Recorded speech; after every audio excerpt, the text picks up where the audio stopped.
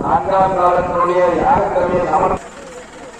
யாகத்திரவிய சமர்ப்பணமானது பெருக்குதல் அப்படிங்கிற விஷயத்தை சொல்லும் போது நாம் உணவுக்கு பயன்படுத்தக்கூடிய நெருப்பு மற்றும் தீபம் ஏற்கக்கூடிய யானை குடிச்சிட்டு இருக்கு. அந்த பகுதியில ஒரு இந்த வேலை நீங்கி இருக்கு வருது. அப்ப அந்த நமக்கு நல்ல உணவு கிடைச்சிருக்கு.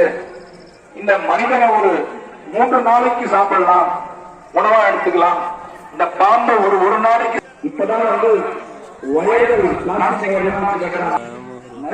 வாயில அடிபட்டு நரிக்கு இறந்துவோம். நரிக்கு பண்றப்ப என்ன அப்படின்னா தன்னுடைய தேவாரத்துல சொல்றார்.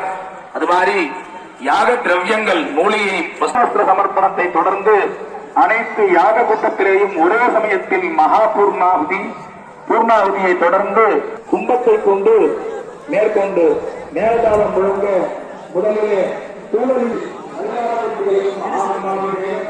அதனை தொடர்ந்து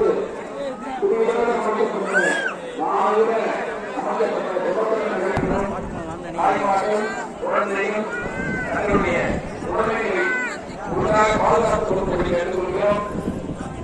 சந்தோஷமானது